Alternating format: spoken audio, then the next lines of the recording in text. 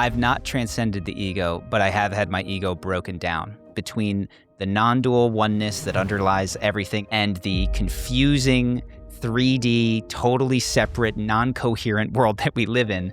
There's like this middle realm of story that is larger than us, that exists before us, that is connected to these archetypal arcs of human life. I have seen and had moments of transcending my own story. Like I just am. I'm here. There's no before, there's no after, there's just now. That's beautiful. You can change your social fortune. The hardest point was when I made it sort of in YouTube. That became by far the most challenging experience of being authentic. When you've cleared enough of your own internal stuff out, it's where you make your contact with divinity. I've recently gone through another hero's journey at reconnecting with my emotions and spirituality. That, for me, transformed in that moment and ongoing how I understand charisma. It became, at its deepest level, can you let the divine move through you cleanly? Oh my God, this was wrecked me in the journey. It came through and it said, I will tell you.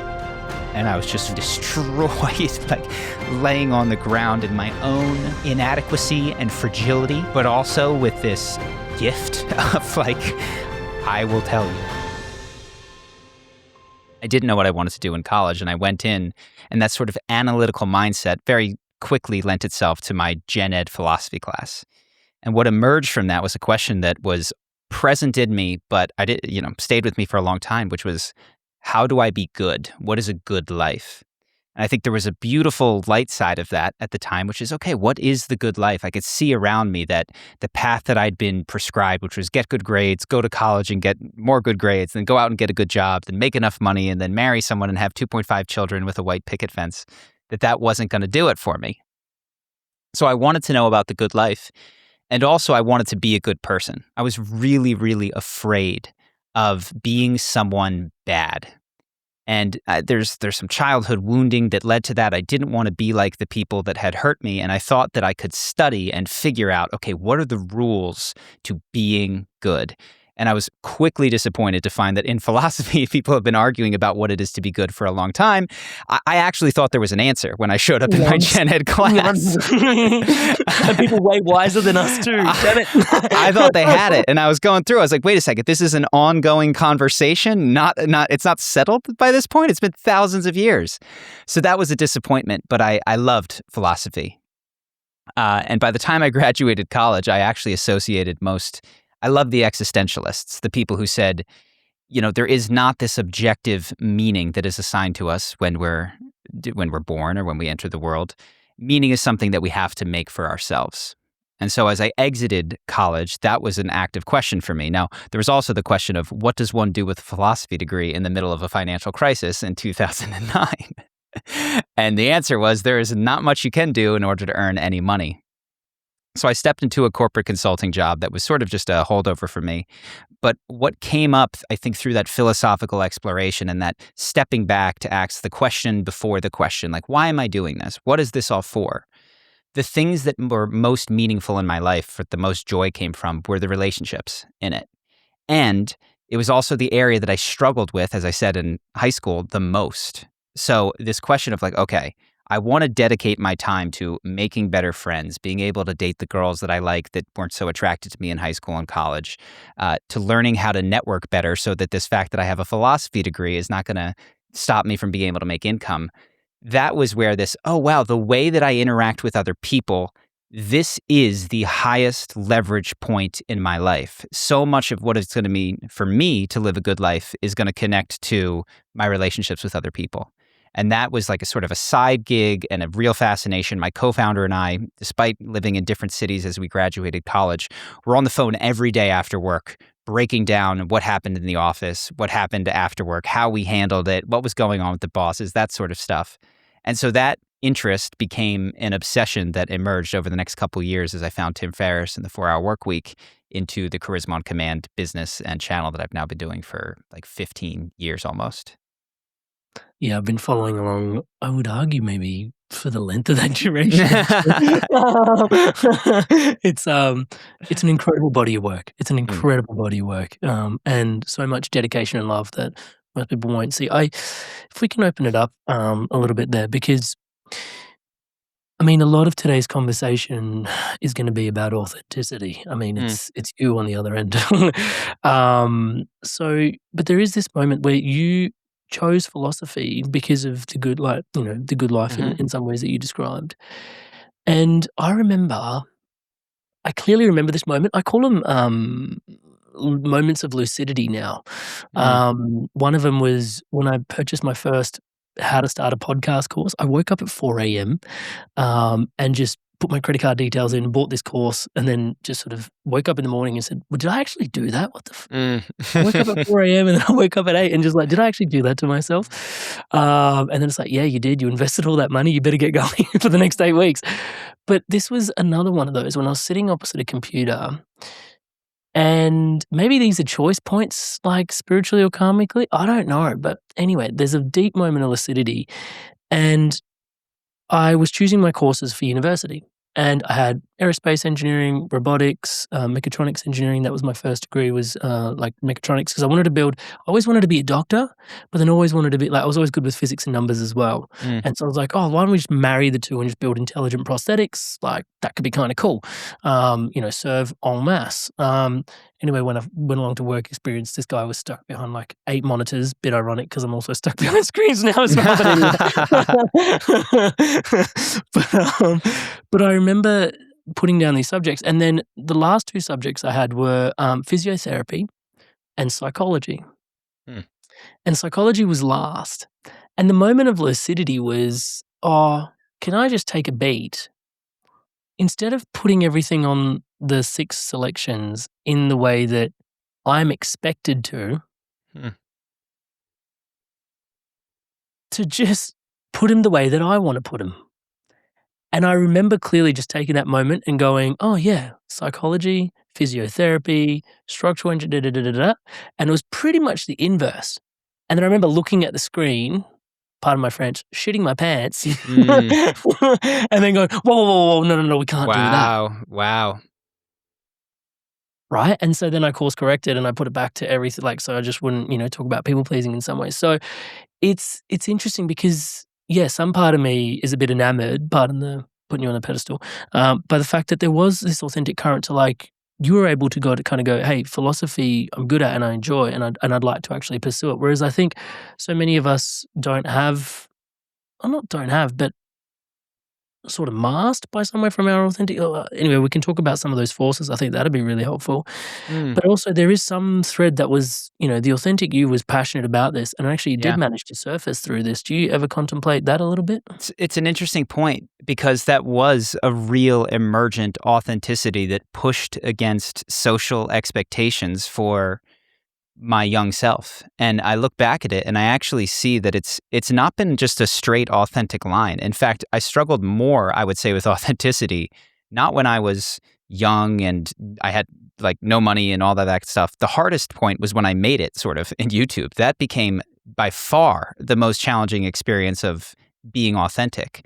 In a way, it was easier for me to be authentic when no one was watching, no one cared, no one was clapping or insulting. It was just like, okay, this is another random kid who's going into philosophy. Who cares? So yeah, I appreciate the opportunity to reflect on that. When I think about what drove it, honestly, at the point, it was a lot of disenchantment.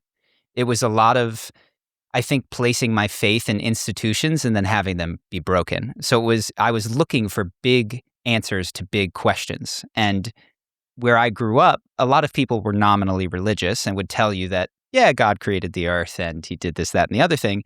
And then they would like skip church when possible. And they hadn't read the Bible cover to cover. And I was there like, wait a second. So you're telling me this guy invented everything, made the whole thing, and you haven't read his book. And these sorts of disillusionments with what the mainstream was telling me about what was important and how out of sync it was from the way that they lived was already sticking in my craw by the time I was 17, 18 years old. And I was like, all right, I'm just going to go try to figure out what actually matters, because it was clear to me by, say, 9th or 10th grade that the narrative that the adults were telling, which is go get a good job, make a bunch of money, have kids. I was looking at the families that had that and seeing the divorce, seeing the strife, seeing all of that stuff. And I was going, I don't see any example of some person that I want to model. So I'm going to have to go back to the very fundamental, basic questions. So yeah, it was disillusionment for me that sort of made authenticity the only option, I think, at that stage of my life. Yeah, it's interesting to have you reflect on that, and I do wanna sort of get part of me wants to jump ahead to the YouTube and the authenticity but I think maybe gently making our way there. Can I ask you, who was Neil Strauss to you? Neil Strauss was, goodness, it's walking. I was on an internet message board at one of the stage of my life, probably sophomore, junior year of college. And I had been promised that I was going to be the one that would break out of his shell in college by my high school senior class. And I was a year or so in, and that had not happened. I was still incredibly restrained, incredibly shy. My freshman year was challenging for me. And so over one of the summers, I was on a Tucker Max message board. It said, Neil Strauss wrote this book. It's called The Game, but it's too dangerous for most men to read.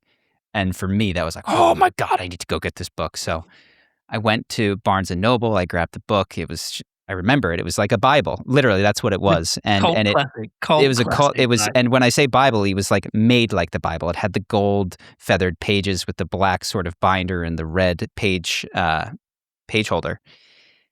And so that book for me, for a period of time, became there it is. See, this is not the Bible version. I had the actual version that was like Gideon's Bible style.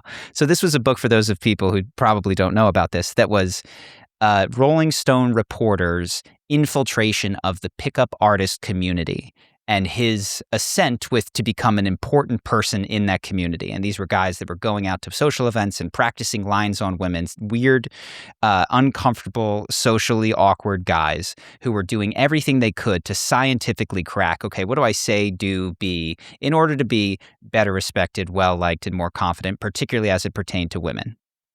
And so for me, this was a revelation because while I'd been promised that I was going to break out of my shell in college, I never had a route to do it.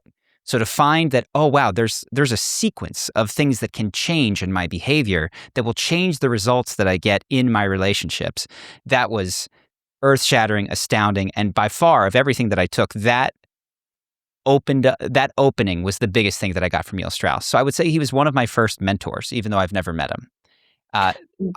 Go ahead, please. I was gonna say, can you give us an example of Yeah. because that would have grounded in, it wasn't just theory, right? No, it Hit was the road at some point. it were these. So this is where the big thing I got from Neil Strauss was you can change your social fortune.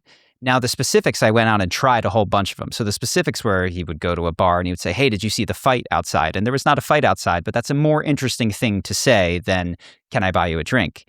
Quickly for me, being the philosophy major and having this steeped in what is true, I rubbed up against some of the things in that book that were, well, there was no fight outside, but I was able to tease out some of the deeper points, which is, okay, be more interesting than, so do you come here often? Can I buy you a drink? Who do you know here? Like those reflex questions that we have, I was like, okay, what can I ask? They were called opinion openers. And so I would ask questions about the drama in my friend group that was real.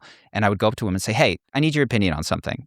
What should you do if your friend is dating someone, but you think that she's not right for him or something like that? And a young girl at a bar is like, oh my God, what you have to do in this. And so all of a sudden she's talking to me and she's interested and I knew what to say next maybe. And it was just such a thrill to experience that. So he had a whole sequence that he went through. My friends and I quickly adjusted it to become more aligned with the way that we wanted to do things. But it was a playbook for how to interact with people. And it opened up the world for me because, like I said, I'd been promised that I would break out of my shell. I hadn't broken out of my shell. And finally, I had the steps. The route was for sort of an academic, analytical kid like me. It was like, this is exactly what I need. So how do you navigate because there is when someone comes into you sort of speaking to it right here,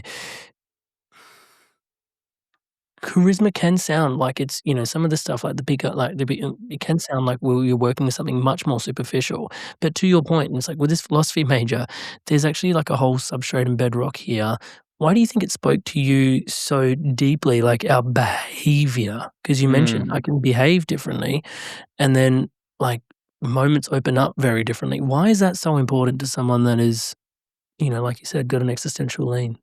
Yeah, well, I think there's two competing things, which is one, I want to be myself. I want to be honest and true. Two, I want very different results than myself has been getting for the last 21 years. How do I resolve this tension? Right, there's a And fulfillment. you're right. So there's a dynamic tension there, and I didn't always have the exact spot. But what I've seen over time is that what the pickup artists were doing was they were reverse engineering the superficial behaviors of a competent, powerful, popular man. So, for instance, they would start conversations by saying, "Hey, I've only got 5 minutes, but let me ask you something." And they called that a false time constraint. And it's right there in the label. It's false. That pickup artist is going to be at the bar for maybe another hour and he knows it. But he's saying, I've only got 5 minutes because the busy, attractive, popular person only has 5 minutes. He's going somewhere. He's got something to do. So what I found is that embedded in some of these untruths and lies that were told, there was actually almost a seed of like, hey, make yourself busy with stuff that is deeply interesting to you so that it becomes true, both verbally and energetically, that your entire night isn't hinging upon the approval of this particular conversation and if you're received in the way that you might like to be. There's a tension here that is, well, actually, as a young man, I do feel that my entire night is hinging upon whether or not this particular person receives me in conversation. So there's this whole period of negotiating internally. How much fake it till I make it am I going to do here? And at the beginning, there was absolutely fake it till I make it. You know, there was like, they call it peacocking in the pickup world, which is they would literally wear boas and top hats, and they would paint their nails, and they would get all sorts of things that would get people to notice them at a glance and maybe comment to start a conversation. I wore a boa when I went out. I tried the top hat. It felt very strange, but I was able to go, oh, wow. The deeper idea here is that my sense of style, which is whatever t-shirt and jeans, is not communicating some of what I deeply like. And so I found a sense of style that is like, oh, I like this. And I would wear suspenders when I went out. And I liked wearing suspenders. Not that this is deeply core to my personality, but the idea being that I was able to tease out some of the deeper ideas that were embedded in these tactics and try to implement them over time. Certainly they started off as more tactics when I went out. I was willing to try just about anything. But over time, that grading against my desire to be authentic sort of formed a different lane. And that is what became Charisma on Command eventually. Why is the world set up the way that it is, such that there is this dance between the authentic and the inauthentic? Like, God. wouldn't it be so much more like, wouldn't it be just, surely you've contemplated this. This is so far beyond my pay grade. Why is it like this? I don't know. I really don't know. Though, right? Isn't it fascinating that we're like, there's a self that's navigating a world, and the natural self wants to emerge into the world, and the world kind of wants to receive the natural self. Yeah. But the natural self then also has to learn all these tools to adapt and interact. And, I don't want to I don't want to trespass on anything, but even at the beginning of the podcast, I was like, I'd prefer not to prepare. It's almost like there's this like full circle journey of like kind of going through this, learn the tools, like, conscious incompetence, and then sort of get your way through to like unconsciously competent. But there's like a whole journey. It's quite fascinating that this is the human condition, is it not? It definitely is. And I don't know why. I'm sure there are people wiser than me that can speak to why, but I see it in art. It's like you're learning your scales, whether you're playing the piano or the guitar. But at the highest level with those scales, you're expressing yourself with this structure that you have built over the years. Similar to language, like there's rules and structures to how we speak to one another. If there was no structure, we would not be able to communicate, right? There's grammar rules and all of these other things. Step one is we learn the rules. Kids often speak incorrectly. We get the rules down, but then we can make poetry as adults, right? We can break the rules. People like E.E. Cummings can not capitalize the letters in their poetry and not have periods, and that can say something. So there seems to be this arc of we come in clean, vibrant, bright spirit, incapable of taking care of ourselves and with almost no structure. The world around us teaches us structure. It keeps us physically safe. It gives us a sense of belonging in a community, but it inevitably is restrictive in some way, right? Like no matter how safe we're kept, we need to break that structure at some point. And then as adults, usually there's this period of rebellion where we break every structure, right? I'm going to cross the road when I want to. I'm going to drink. I'm going to do drugs. I'm going to do all these things. And some of us go deeper into that arc than others. But I think maturity is the ability to engage with, emerge from, and break those structures consciously and artfully to sort of express that self, right, in a way that is pro-social, loving, still aligned with the self, and comprehensible to all of the other individuals in the world. Well, maybe not comprehensible to all of them, but communicable to some of them. It's interesting that you brought stages into this. Can you bring us into who Joseph Campbell is to you?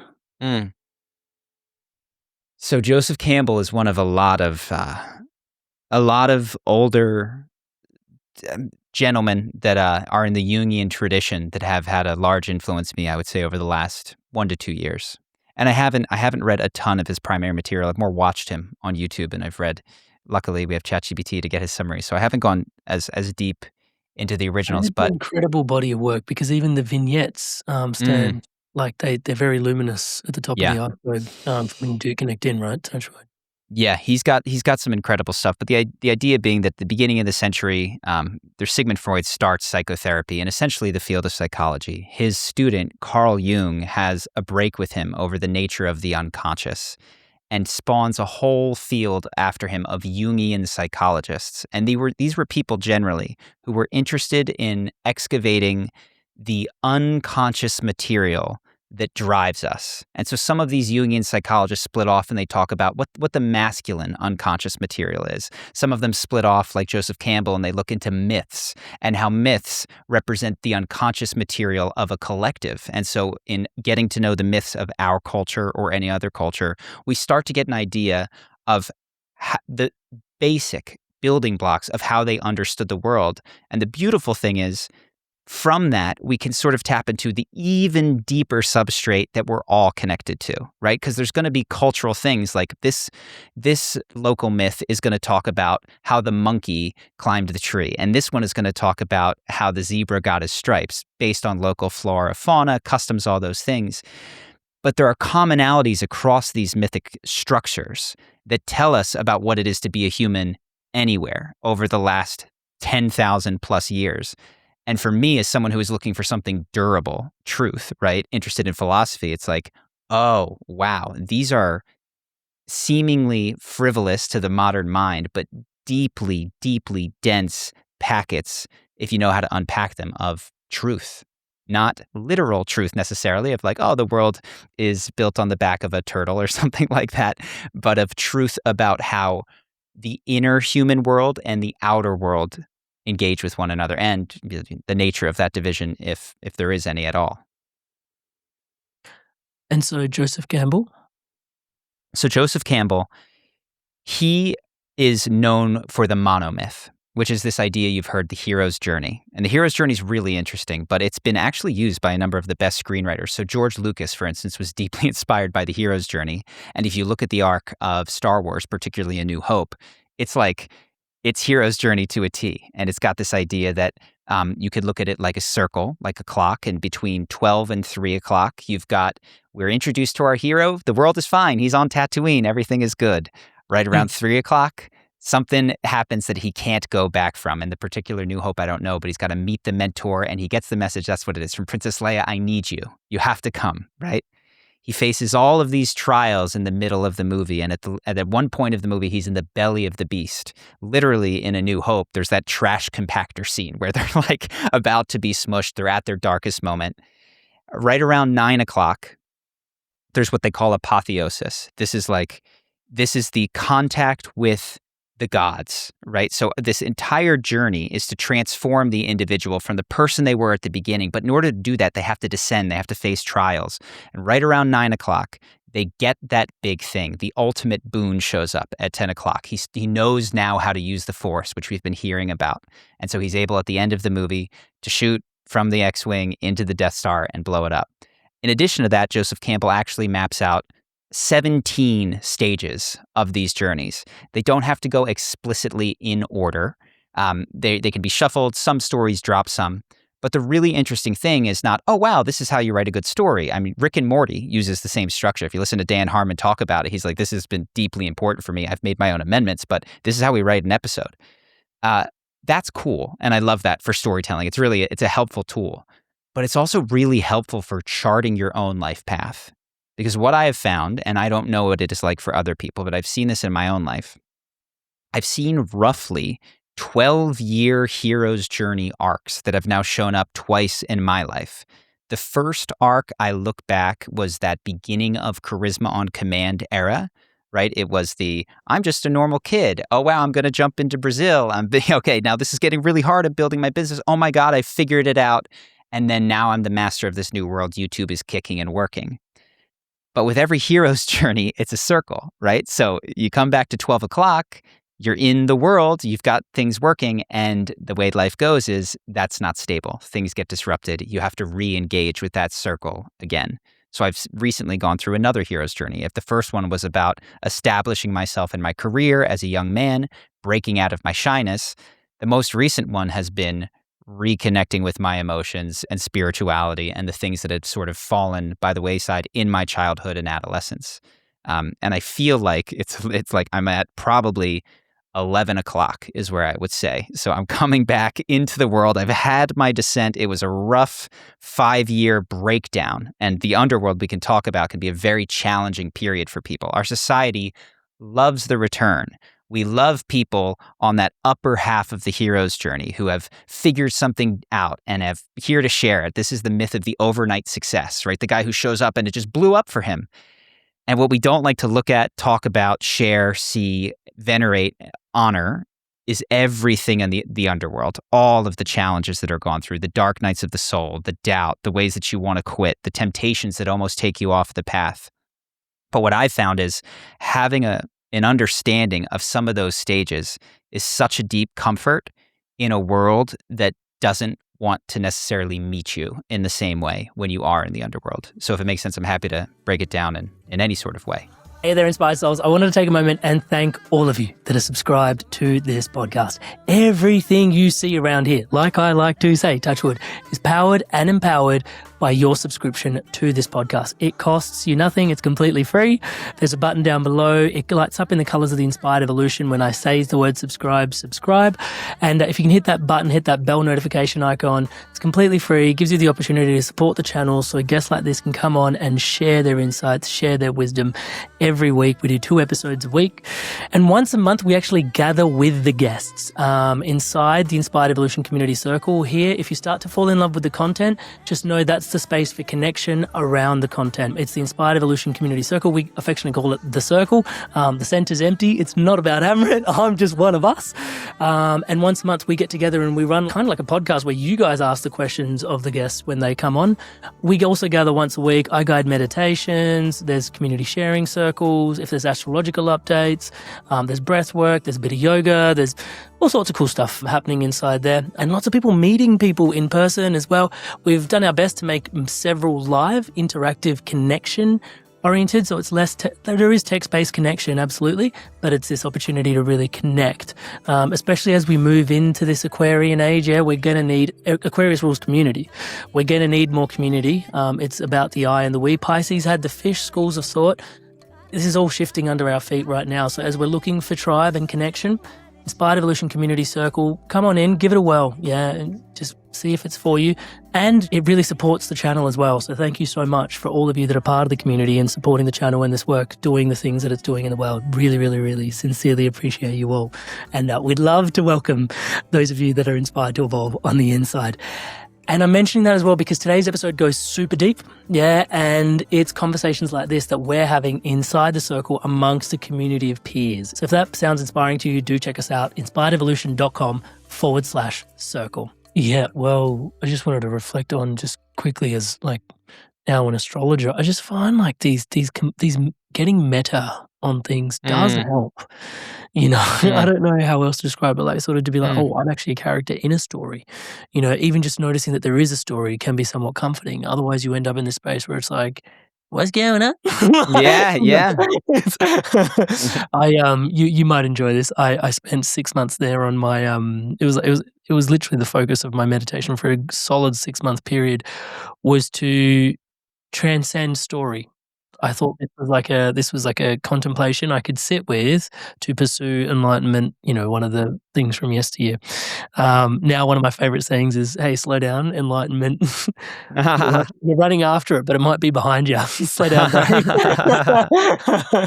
But, yeah, it was this contemplation of sitting there and kinda going in meditation and going, I'm going to transcend my story. What is the Amrit that has transcended story? What is the Amrit beyond the story? What is the Amrit?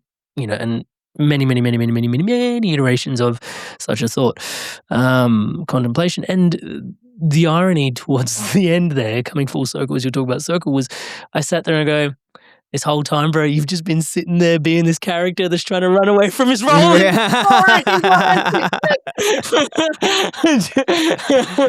And I was like, and it was kind of harrowing because it was like, there's no transcending the story. You're just living into a different one. Interesting. Yeah, I have not dedicated myself to meditation that way, but I have seen there's these different lineages of how to live a good life, right? So one of them is the more Eastern contemplative traditions of meditation that focus heavily on non-duality, right?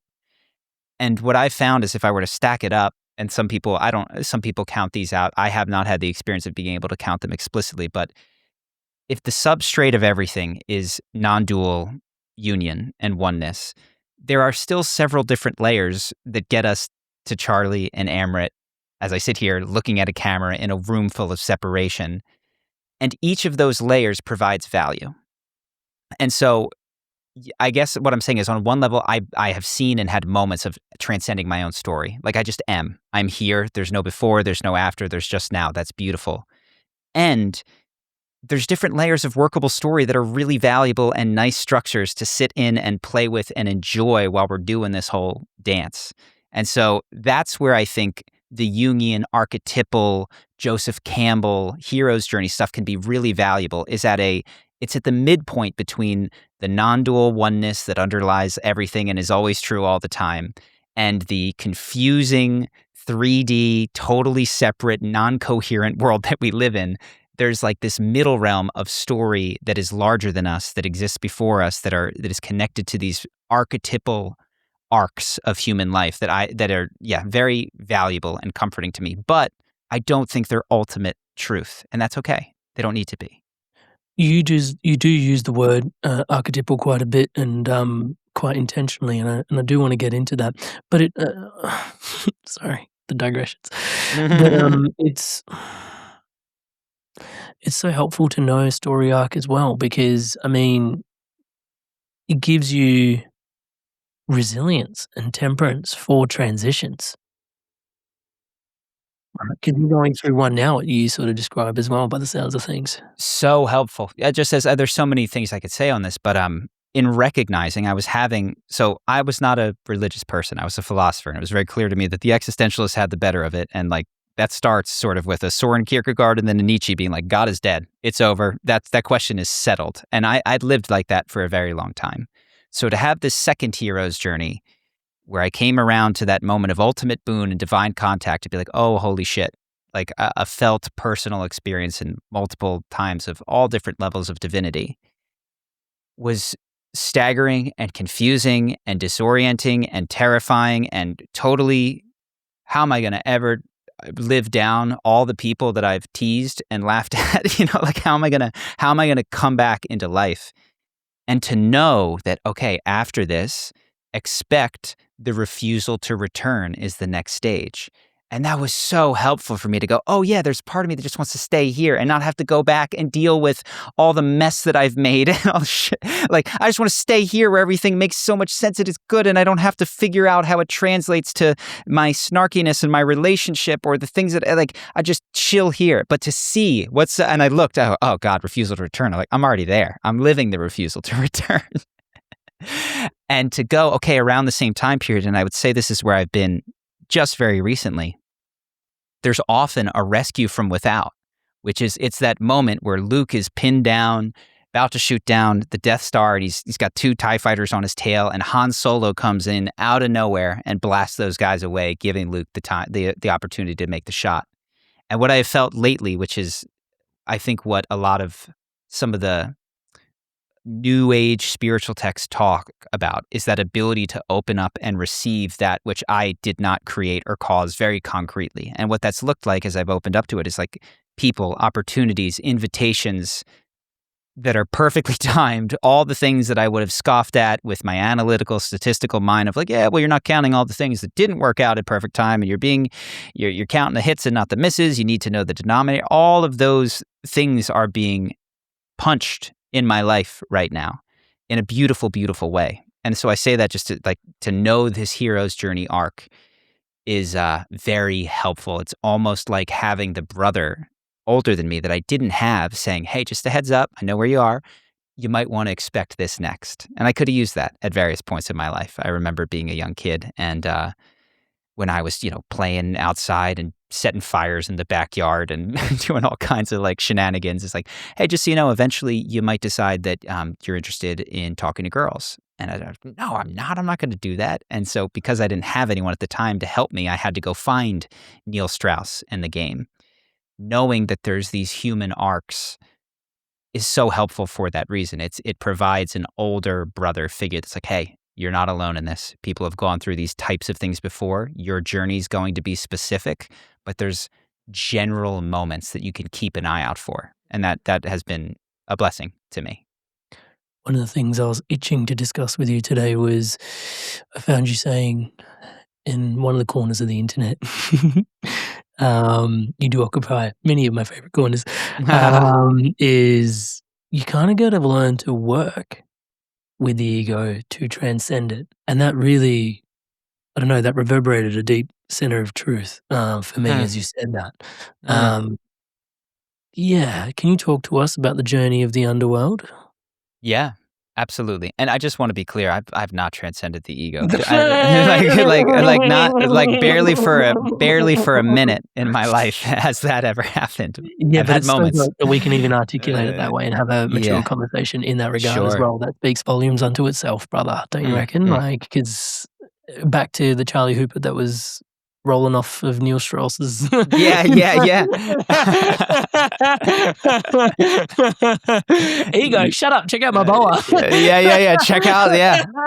Forget ego. No, that was not a concern. Transcending the ego is just who gives a damn? And I don't know that it is a concern now, but so there's 2 threads here. If you're thinking of this hero's journey as a clock, generally from 9 to 3 o'clock, the upper half of that sphere is ego reconsolidation from 9 to 12. It's like, okay, I'm coming back into the world. And from 12 to 3 is like, I know who I am. I'm clear. I'm Charlie. I have a YouTube channel. I do these things. When I post a video, it gets this amount of things, and people tend to react to me in this way. Ego, like any way that you identify yourself, and it can be very valuable. So I've not transcended the ego, but I have had my ego broken down. And when I say ego, I mean the things that I identify with. And they tend to be things that I like to identify with, but it doesn't have to be. So when we're thinking about that circle, that Joseph Campbell Hero's Journey circle, the upper half of that circle is where the ego is consolidating from 9 to 12, and then usually being enjoyed from 12 to 3. You're Luke, you're on Tatooine, you're just a farmer boy, like you're living your life, you've got your self-definition. There's not these deep existential questions that are actively disrupting your life. You're in production mode in a lot of ways, which is great. We need that in the world. Like stuff has to happen by people that are not sitting there just going, oh my God, who am I? But what happens is when life throws things at you, or you have the experience that you had where you're like, I just can't be this guy at this job anymore. Like I can't do this. And then you had your 9 years of becoming the Amrit that you are now, which is, oh, now I'm a podcaster. But there was this, I'm sure, very uncomfortable extended period of destruction of the expectations that you had for yourself and that others had of you, the places you thought your life was going to be at any particular time. All of these things are very painful losses for us to become who we are. And this is what that bottom half of the circle looks like. It starts off often around 3 o'clock with that experience that you had, which is there's just this moment of lucidity, and you rearrange those things and you go, oh, nope, never mind. I'm going to go back. 3:00 on this is the point of no return. And I don't know if you have one personally, but before that, like there's usually a call. That would be like your 1 or your 2:00. There's the call to adventure. And it's always, no, I don't want to go. I'm not ready to do that. I'm curious, what for you? Was there a point of no return? Was there a moment or a time in your life there's like, oh, I'm in this now. I'm transforming? Whew. For me, and maybe this is just my process, it takes I'm the kind I'm more of a death by a thousand cuts kind of guy, to be honest. But to your point, maybe those are spanned out as we're talking about, like, over the span of, like, 6 odd months. But I remember, like, there was a moment where I was in Costa Rica and I took myself over this 2-week self-driven retreat. It was pretty much me, my handpan, my surfboard, and this body of work, which now I support other people with putting out their vision. But I just worked out my vision. Like I did 12 different dimensions of my life. Now I run people across the houses of the zodiac because that's a complete picture of an individual narrative as well. But as I started to do that, it was so nice to see multi-dimensional Amrit rather than just career and finances Amrit, which Yeah. we'd optimized for. Yeah. Mm. And then the other 10 domains, and I was like, oh, like I actually am suffering in other domains because of my due diligence to over prioritize Yeah. these domains because that's what society's informed me to do. So even just unraveling that was a huge piece. I also had a moment, bro, where I was at work or sitting on a garden wall in a construction site, and I pulled out my phone and I Googled the word courage. And I can't tell you, it was another one of those moments of lucidity, touch wood. I Googled the word courage and I had no idea like why I was Googling the word Yeah. courage. And one of my favorite movies of all time is Braveheart. And so maybe I'll watch too many Braveheart movies. But Mel Gibson, Frida! Anyway. But there's like my whole life, up until the age of like 30, I'd been sitting there with this awareness of courage and fearlessness were the same thing in my mind. They were exactly, so they were paired in, they were twins. They were synonyms. And as I'm Googling the word courage, by some, I mean, you and I can have a fascination of where these things come from, and it's mutual, I think. But like, where did that come from? And I'm Googling the word courage, and it says, yo, courage is not having fear. Courage is absolutely having fear and then moving towards that fear. And as I had that moment, I was like, oh, courage is not fearlessness because you kind of, that sounds like that's given to you by grace from the outset. Mhm. Courage is a skill that you can develop. And the prerequisite for you to be able to develop courage is to better understand your fear. Yeah. And so then like, and I was like, whoa. And it's almost like that was like one epiphany. Like in my community, we call it a mandala moment. Like you start to spin in on yourself. So that was one mandala moment. And then the next one just cascaded in on top of it as well, which was like, what's my deepest fear? And exactly to your point earlier, it was like, this is life through white picket fence lane, as I put it in my book. Exactly as the words you use. You know, you've been an influence on me. This white picket fence lane, right? As you're walking through it, it's like, yo, what's going on out here? You know, like, it was, and there was that moment, and that was a seismic moment because I was like, I've always wanted to, the masculine in me, as identify as someone as courageous. Yeah. Yeah. Touch wood. And I know that that's my biggest fear is what's going on out here. And I'd love to say there was just a point where I just left. And there were a couple of times where I literally just felt like I left my career and I literally just walked out and like said, you know what, enough, I've left. Right. But only to return because I hadn't figured out the transition, you know. So I think most people would be like, oh yeah, there was that moment. But for me, it's been like, You're dragging 3:00 all the way around with you. I got it. You know, Yeah. okay, cool. You know, but it seems much more drawn out in that way. Sure. Yes. And so I think this is important. It's not one story that is perfect. These are stages that sometimes can occur in a moment. They sometimes can take several months or a year. Like I said, these whole things tend to take like a decade, 12 years. Yeah. They take a long time. And so, yes, that is not abnormal, that it's not a simple, precise moment. That definitely is consistent with most people's experience of going through it. Sometimes it's this just like, boom, like, oh my God, I saw the light, I can't go back. But in any event, we've all found ourselves in these moments where, for whatever reason, our identity is breaking down.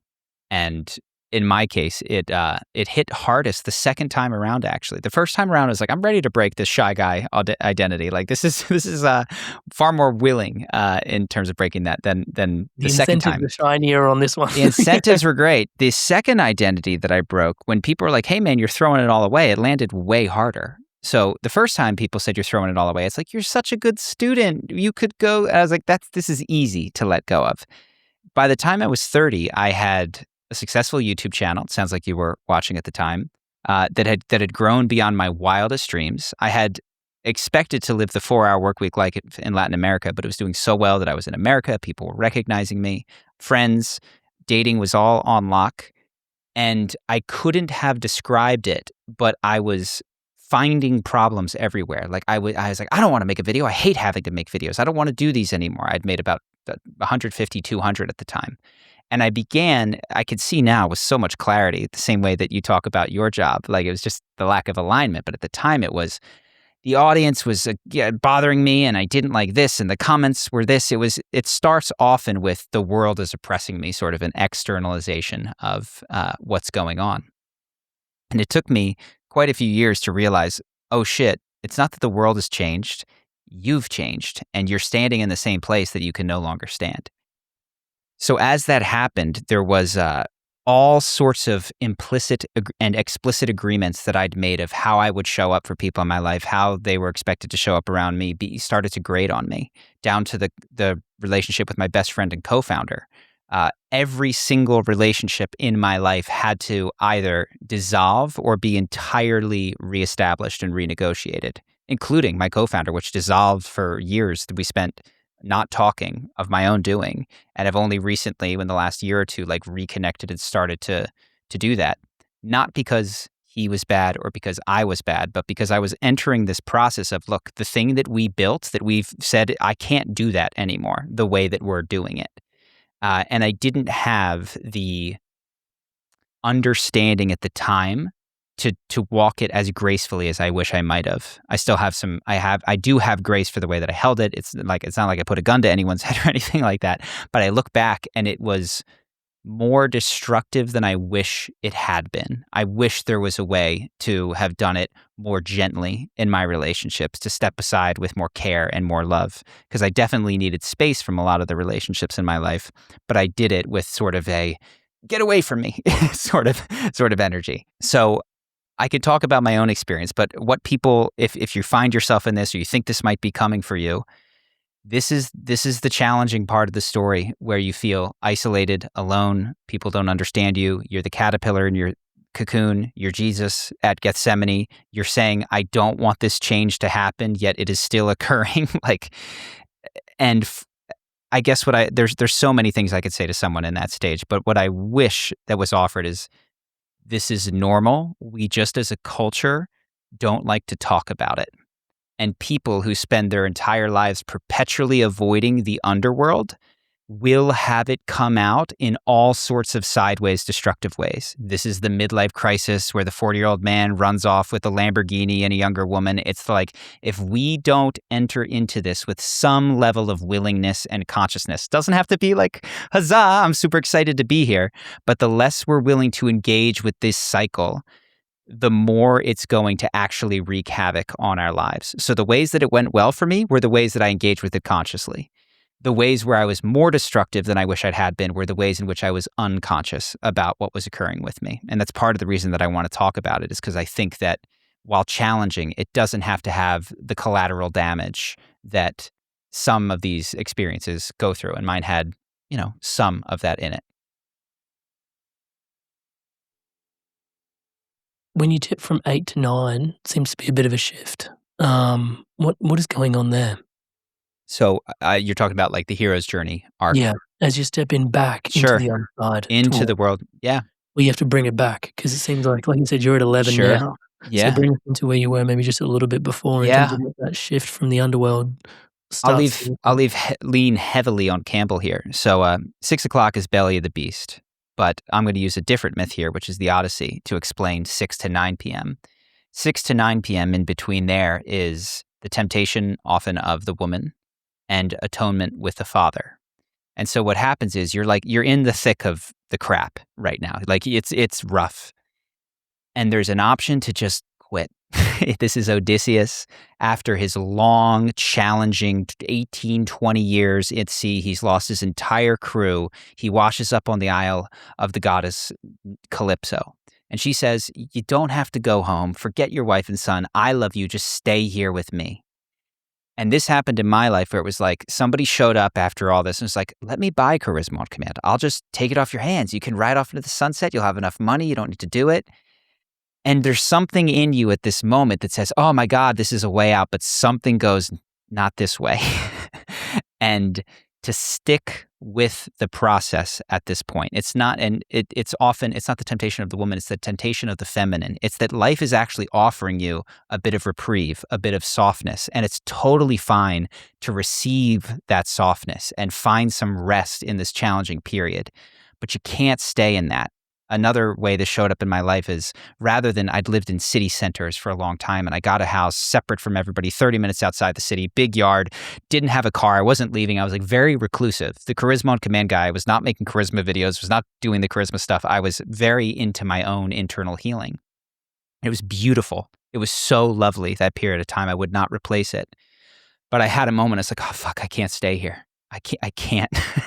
This can't be forever. This simple, withdrawn life where I just take care of my own parts that I need to heal. I'm going to have to step back out. So that's occurring right there as well. Another thing, and this tends to be healing some aspect of the mother wound and some aspect of the father wound. The way that Campbell talks about it is that the next stage after that is atonement with the father. And this might be the literal father. This might be the cosmic father. This might be the way that you relate to structure and authority in the world. And oftentimes it's all three. In the Odyssey, Odysseus has to make peace with the god Poseidon, who he'd wronged, and he has to leave an offering for him after years of like being antagonistic with one another. He has to atone with his own father, and he has to step back into the willingness again to have authority, be a king, after 20 years of everything that he was meant to protect being destroyed at sea on this Odyssey. To return to Ithaca, step back into kingship is like terrifying. You've got to make peace with the god or your sense of the god that took that from you, as well as your own inner sense of, can I hold authority in a responsible and loving way? So you've got your mother wound and you've got your father wound. When those internal pieces start to get cleared up, and there's not a perfect level of clearing, there's not like a checklist, you don't get a reward, it's not ever done.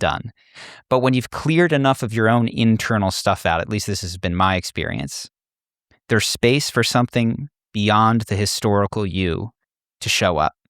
Something that is not just as wise as my 38 years, wiser than that to enter. And that's the 9 o'clock. That's apotheosis, which is what it means is to like ascend to the gods.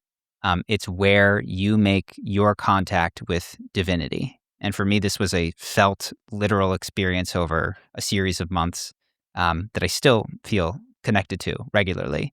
That, as I mentioned, was totally disorienting and was coming to me, and it literally gave me a price to purchase Charisma on Command at. And after years of should I, shouldn't I, what do I do, what do I don't, it came with this authority that just brought me to tears. And at the time, I was in a medicine space, so there was opened access to these sorts of feelings. And I'd done enough medicine at the time to have a pretty good sense of like, look, I know what a part of me that is coming up is, and I know something that is deeper than any of these parts of me. And what happened in this particular journey was I was wrestling, and I knew that I was, okay, what am I going to do? I have to make a decision. I'm either selling this business or I'm stepping back into it. And oh my God, this was wrecked me in the journey. It came through with the number that told me to offer to my co-founder, which I eventually did. And I immediately started crying. I said, I don't know what to say. I don't know what to say. Like, I can't do this. And it came through and it said, I will tell you. And I was just fucking destroyed, like laying on the ground in my own inadequacy and fragility, but also with this gift of like, I will tell you. And so I had this very clear sense. It was the archetype that was up for me was of the man with the war horn. And I felt myself there like I was speaking through a megaphone. And I'm going, I don't know what to say. And to be told, you'll know in the moment, not because you know, but I will tell you, I will move through you. And that for me transformed in that moment and ongoing how I understand charisma. Whereas before it was, here are the behaviors and even the mindsets and the habits that are associated with getting people to approve of, do business with, like you, etc. It became at its deepest level to me, and I think every stage is important, but at the deepest level, it's, can you let the divine move through you cleanly? Like, can you step aside ego-wise and reverberate honestly and authentically and let that move through you? And when I look at the most charismatic people of all time, and I think Jesus is up there for like number one spot, he, according to You're the right, didn't story, he? yeah, he's right up there. I don't mean to give him number one, but he's pretty darn close. I will say you pick them well. Well, and charisma, what does this mean? Influence over time by any metric that, even if you were to go with superficial metrics, you kind of have to give it to Jesus. It's just like, to have such a profound impact so far out, that's pretty damn charismatic.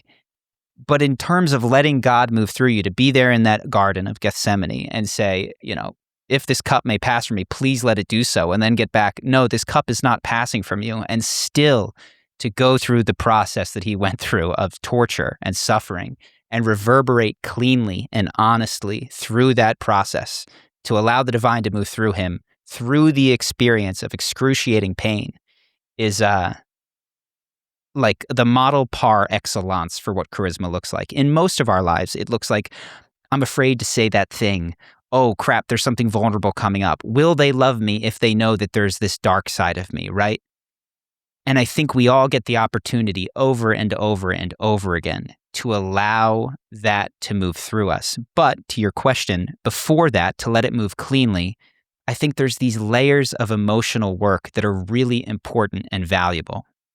Try to tie it all together now, because one of the things that Carl Jung identifies is that when people get into contact with these archetypes, these larger forces that are bigger than their historical life and their ego, it's very easy to become overwhelmed by these forces and identify with them as if, oh, I, the ego, am this bigger thing, as opposed to, no, I'm the space in which this thing flows. And concretely, what that looks like is people with megaphones out on the street in Santa Monica and Venice saying that they are Jesus. You know what I mean? You get, that's the most extreme version of it, but it becomes a God complex. I am divine and other people are not. I have the answer, and that is exclusive and unique.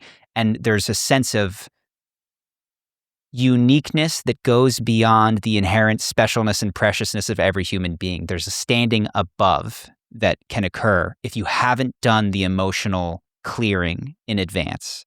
And so, again, another reason that some awareness of this overall arc is so valuable, because when it does show up, part of what makes it reverberate anything, if I were to hit this glass right here, part of the way that it's going to reverberate is going to be, how tightly am I holding it? What is it filled with? All of these other sorts of questions come alive. So the question is, how are you reverberating? Have you done the work to cleanse the dirt that makes you reverberate a little bit differently? Not as a moral job that you have, but as one that is of benefit to yourself and others without needing to be cast as good or bad. Because guess what? I've reverberated uncleanly. We're all going to do that at times. We've all got inflated. And that's been a huge part of my journey, is recognizing, oh shit, you had these beautiful insights that really formed Charisma on Command. These videos that came through you, some of them were totally inspired. Like, I can't even take credit for them. And I went, I did this. I got this, I did this. Look how special I am. And that had consequences in my life. And so I do want to pause here. I know, because I saw a number of moments of insight for you, sort of, as I was speaking. Brother, well, there is one that's the low-hanging fruit, but there's there's so many. The light and the shadow of charisma. Almost, even as you've been so generously sharing your story, thank you. Yeah. By the way. Yeah, I mean, you can sort of see above the clock and below the clock. You can see the light and the shadow of charisma, your own journey and how you've worked through it as well. And just hearing you sort of say now, I mean, maybe it's writing it deeper for me because I've been there from a big part of the earlier parts of the journey, and when it was a bit more the game, you know, and Yeah. sort of watching the shadow parts, and then obviously watching your return, and then kind of going, charisma's about divinity and how it flows through you, bro. It's like, I mean, of course, there's parallel journeys between, you know, but it's like, wow, wow, it's a very different tone to where you know, when Yeah. you, like Frodo leaves the Shire. Yeah. You know, You are transformed by the journey. That's the idea. You know, it's Yeah. and I couldn't help but reflect on, there are different proponents as well, and I'm not sure, like, you've done so amazingly to unpack this today with us. And I mean, but there was Maureen Murdoch. I'm not sure if you've come across her. Have She not. maps out a heroine's journey. Oh, interesting. And she says some more, like, and anyway, I don't want to say the wrong word, but she says some really inspiring things, is the word I'll use. She's like, women don't have to go on the journey, they're already there. And I was like, what, Maureen? So there's like, and then also there are some other teachers as well, like I think it was Carol Peterson. She went ahead and tried to unpack like the different archetypes. Yes, and I think into I've the read this journey one. they Yeah. would have gone on as well. And I was like, dude, but the hero's journey, ever so prevalent, ever so prevalent. There's something you said in there, and I wanted to give a massive shout out to a very dear brother of mine, Murray Kyle. He's a musician here in Melbourne, and he's nowhere near as well known as you want to be. So hence the shout out, Touchwood. His music is just, I like carry a couple of his songs, Touchwood, and the more I listen and play them, the more his wisdom just opens up to me. And he's a beautiful brother. And I remember he came and stayed with us when he was coming to do a concert. And we went out to coffee in the morning, and I had this thing where I was going to, like, you know, this big Mind Valley talk, and I was going to give my first, like, you know, massive, for me at the time, 1,600 people in an audience. Wow. You know, and I had been at that point, like, in front of these rooms, and people afterwards always come up to you and say thank you and, you know, offer you some grace. And it's really super heartening to receive, right? And I would go along to these Murray concerts, and Murray, like, he had this incredible, talk about charisma, he has this incredible ability. It's not him on a stage and the audience over here. Everyone, even though he is on a stage, like, everyone's in it as one big collective energy, and it's just like, this is ridiculous. I don't know how you just peer us all up like this in the music with you. But afterwards, I'd watch people come in and just heap praise after praise after praise on him. And just watching the dear brother and his humility. Yeah. This key thing I wanted to sort of dive in with you is, like, humility, I guess. Because watching his humility through that, I took him out to coffee the next morning, and I was like, brother, like, you're getting tons of praise heaped on you. How are you? Like, and it's so clear to see your ego, like, you're not giving it. Like, there are so many hooks in there, and you just shimmer through that. What's going on there? Huh. And his thing, you'll love this. He sat, and I remember the moment clearly. He sat, reflected, and now as I'm sharing this, I'm not sure I meant to share something this deep that we shared together, but anyway, here we are. Obviously with Charlie Houpert. And he turns around and he goes, actually, Amrit, the music works best when I'm just another instrument. And so as they're giving me their thanks, they're actually directing their thanks to that source. And that's where the thanks belongs, and that's where it's going. Yeah. Absolutely, man. The experience of being a vessel. I mean, this is in religious texts across the planet. The Grail myth. All of these things speak to what it is to be a vessel of something. What was impossible for me before I had any sort of spiritual or religious conscious connection in my life is, when somebody gives you praise, you only have two choices if you're not a vessel. Either you take it and it hits you, or you reject it.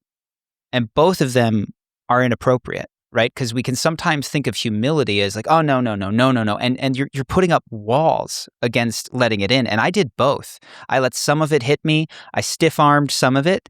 But none of that is the same as like letting it move through you and return as like, yeah, man, I'm blessed to be able to be the last person that hears this before it comes out of my mouth. And when I think of, yeah, I'm blessed to to sit at a front row seat to the concert that has been played for me, that I then have the job of orchestrating with my instrument as best I can. And when I've heard from musicians and listened, my own experience of creating anything is like the most cleanly channeled stuff, the stuff that feels the best to make, is being offered up to you. And then your job is to make it available for others. And so it's like, yeah, I got a front row seat, and I get paid to be in the front row seat. It's like the triple greatest job ever. This was actually part of what I think makes it so challenging for many people to receive their gifts, is like, wait a second, you're telling me I get to receive the gift. I get to receive money for the gift.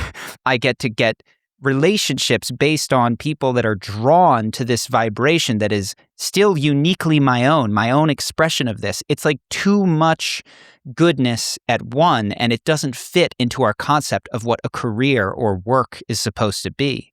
And I think that sort of thing blocked me when at first the videos were moving through me very cleanly. I was a young guy. I was exploring what charisma was.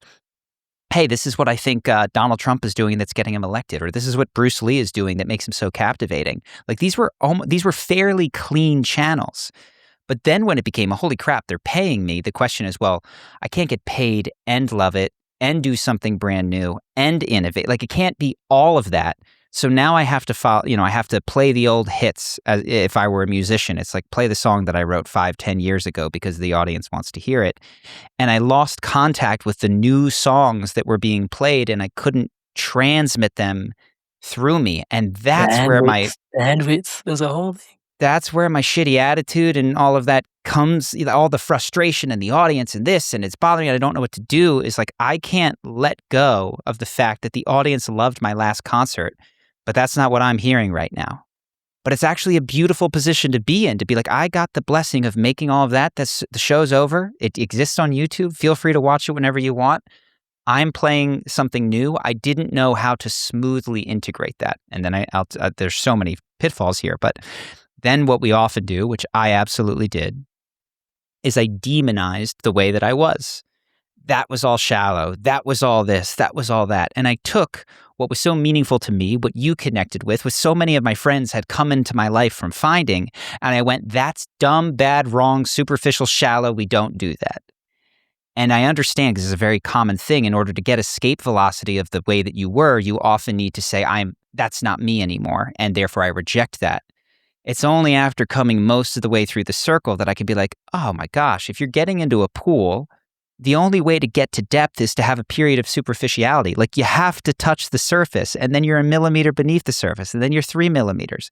If you sit outside the pool and insist on, I need to teleport to the deepest part of this pool, you'll never get in.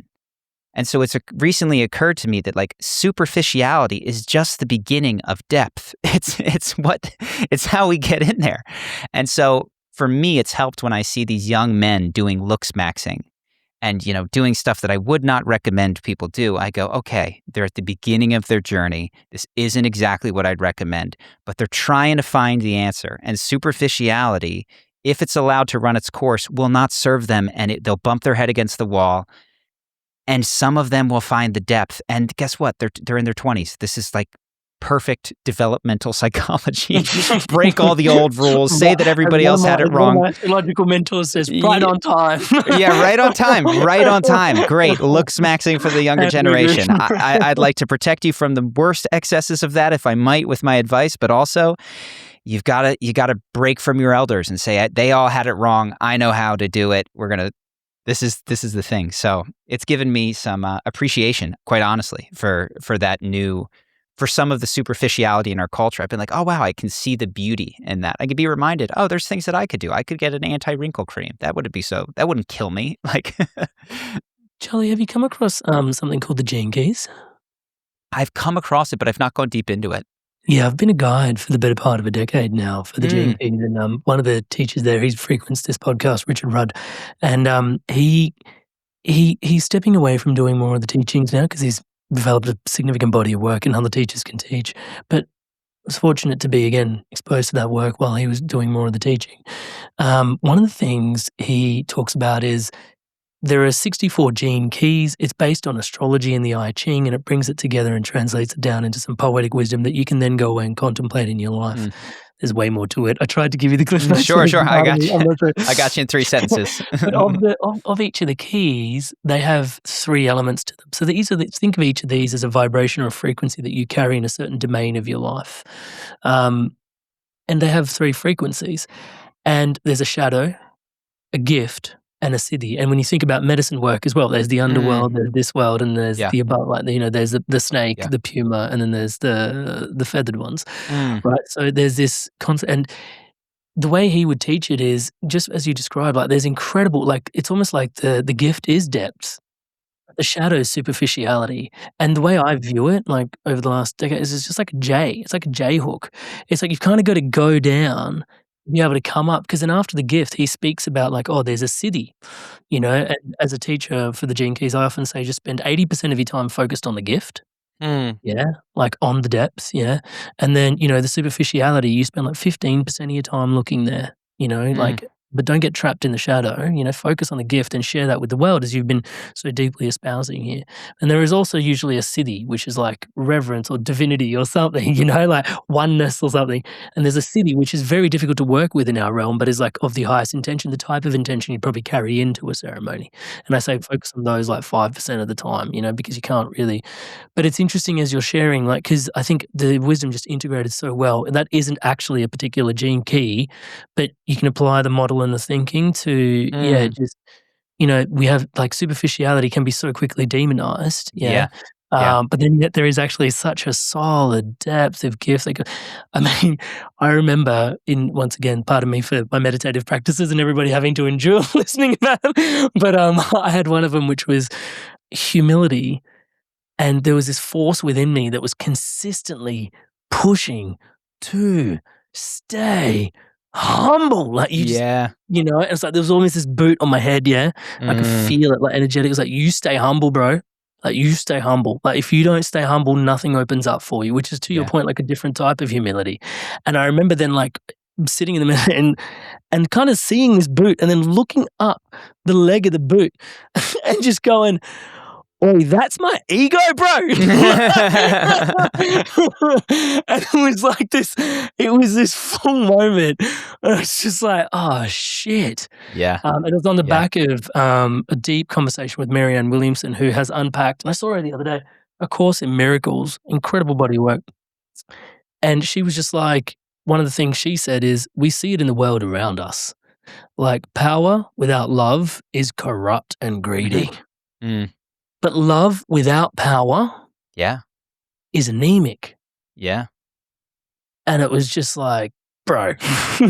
And it was sitting with that and realizing, oh, like, even as we're trying to, like, we all actually put ourselves down into these corners, into these places. And oftentimes it's ourselves that's doing that, even with the best of intentions. But we end up in some of these places. Now, in order to get to some of these places, a body of work is required. I mean, you've mentioned medicine work here, but there's been plenty of philosophy that you've studied. I mean, some people have meditative practices. One of the things that's landed for me recently is this whole, well, I guess what I want to speak to is the challenge that the world's in at the moment when it comes to connection. Because I see trust and surrender as 2 sides to the same coin. If I can't surrender, it's because I don't trust. Right? One's like feminine, one's masculine. But if I trusted more, I could surrender more. So this weird sort of... Which comes first? Right? The same sort of like, I'm sorry, I've got this black and white coin. But I see the same coin thing happening with intimacy and vulnerability. Like, there's a lack of connection in the world, and everybody's yearning for intimacy.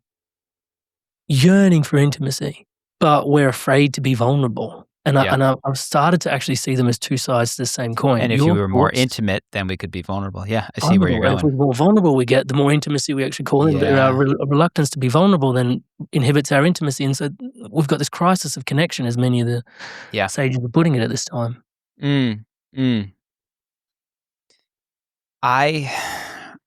I see kind of the J thing going on now, and I'm certainly projecting a bit of my own arc onto the world at large. It's a big place. I can't speak for all of it. but I feel like there's a lot of testing the descent right now. There's like, how isolated can we get before it's intolerable?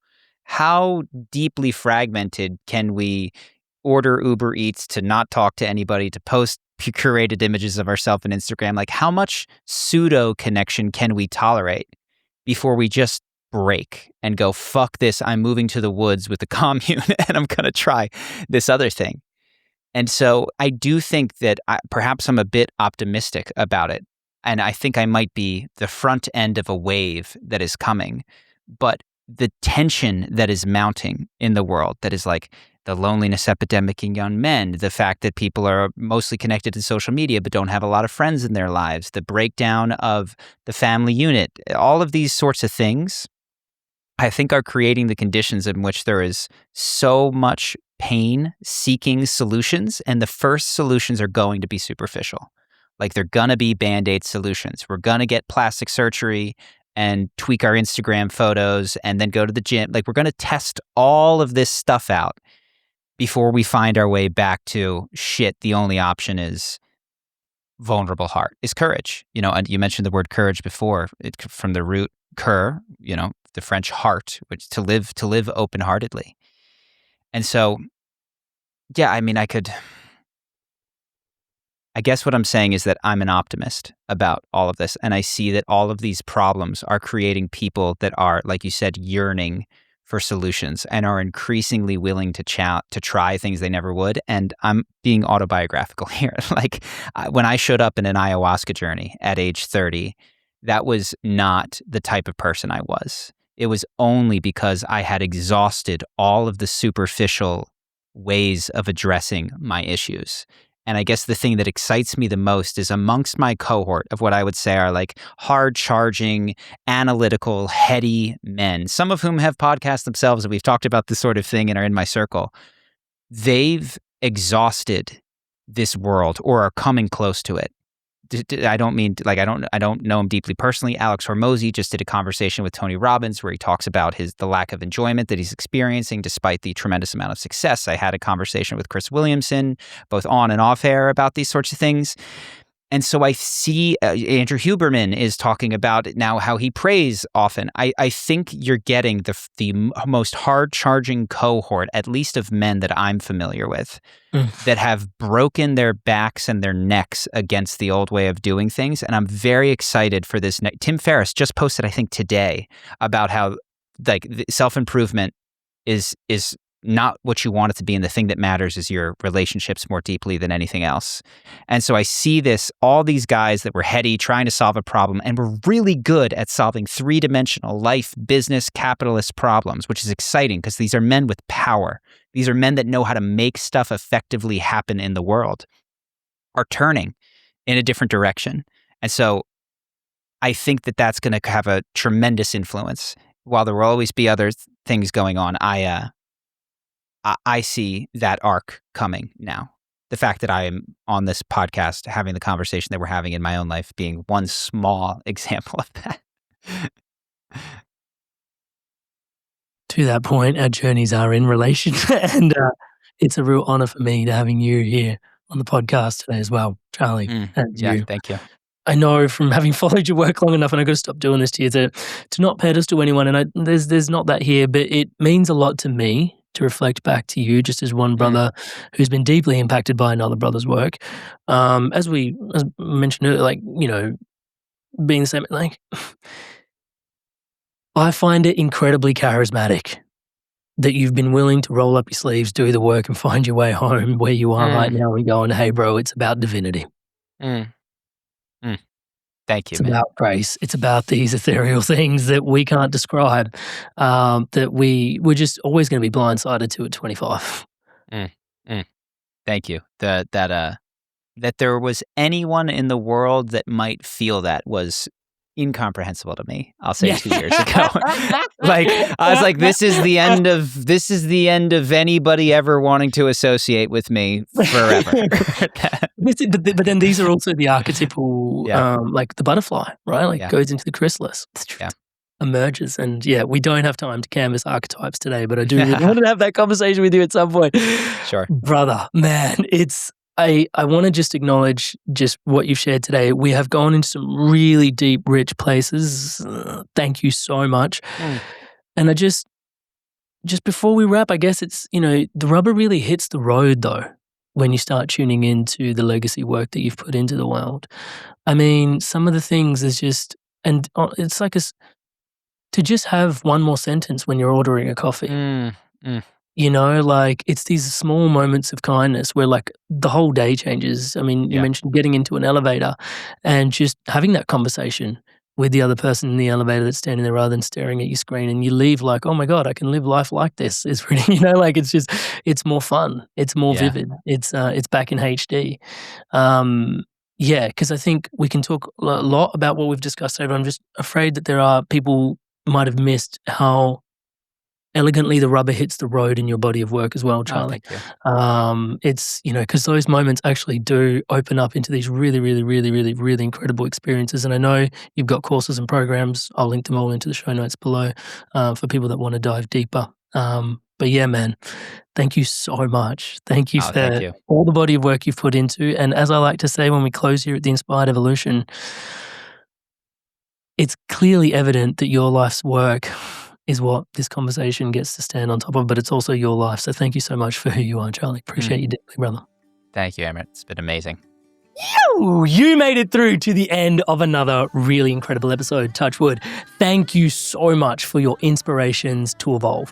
It is such an honor to be your brother walking this path by your side. To all of you that are subscribed to the channel, thank you, thank you, thank you. Everything you see around here, it's all powered and empowered by you championing this podcast. Costs you absolutely nothing. It's absolutely free. Hit the subscribe button below.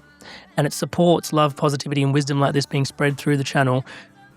Thank you so much. Thank you for your support. It really goes such a long way. Cannot thank you enough. To all of you that haven't yet subscribed, please do take a moment. As I'm saying the word subscribe, the button below is lighting up in the colors in the Inspired Evolution. Please join the community, join the movement, spreading love, positivity, and wisdom like this around the planet together. Thank you so much in advance for your incredible support. It costs you absolutely nothing. It's completely free. Just hit that subscribe button. It helps power the entire movement.